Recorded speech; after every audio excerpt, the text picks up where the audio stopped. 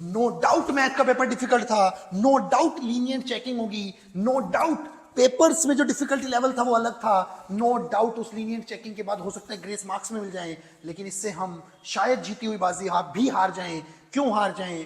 क्योंकि हम अपनी गलतियों से सीखे नहीं, क्योंकि हमने मैक्सिमम लेवल की डिफिकल्टी जो होती है वो वाले एग्जाम्स तो अभी देखे ही नहीं। हम अभी तक जेई जैसे एग्जाम्स तक तो पहुंचे ही नहीं, 12th बोर्ड्स में तो अभी हम गए ही नहीं, अभी तो हम 10th में हैं। और अगर ऐसे डिफिकल्ट लेवल के पेपर जब हम आगे फेस करेंगे तो हमें ये सब दोबारा नहीं मिलेगा, हमें कोई लीनियंट चेकिंग नहीं मिलेगी, हमें कोई ग्रेस मार्क्स नहीं मिलेंगे, हमें अपने बल पर जीतना होगा, दूसरों पर निर्भर नहीं रहना होगा।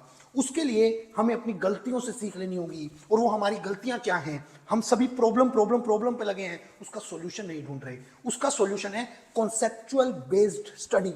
क्वेश्चंस जब हम करते हैं तो उन्हें कॉन्सेप्चुअली समझ के करें, ताकि अगर हम एक चैप्टर के 100 क्वेश्चन कर रहे हैं तो हम कॉन्सेप्ट से उन क्वेश्चंस को करें, ना कि हम 100 क्वेश्चन कर रहे हैं और हर क्वेश्चन में एक अलग मेथड लगाते चले जा रहे हैं। तो 100% है, पेपर में अगर कोई अलग क्वेश्चन आएगा तो हम कर नहीं पाएंगे।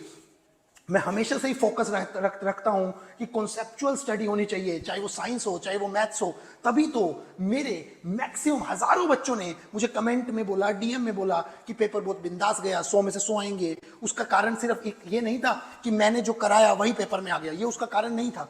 आया, पेपर में आया, डिफिकल्ट सेट्स के अंदर 80 में से 60 से ज्यादा का पेपर मेरे कराए हुए क्वेश्चन से आया, जिसका प्रूफ मैं पहले ही डाल चुका हूं, मेरी रील में पिन में लगा हुआ है। लेकिन वो इसका कारण नहीं था, उसका कारण था मेरी रील्स में जो मैंने क्वेश्चन कराए उसके साथ कॉन्सेप्ट सिखाया, जिसमें हर तरह का क्वेश्चन ट्रायंगल का 1 या 2 मेथड से ही हो रहा है। तो वो ट्रायंगल के जो डिफिकल्ट लेवल के क्वेश्चन है वो बच्चा वहां पर कर पाया, सर्कल के जो क्वेश्चन थे वो 1 या 2 ही कॉन्सेप्ट पे सब हो रहा है। तो ये तरीका होता है कॉन्सेप्चुअल बेस्ड स्टडी का।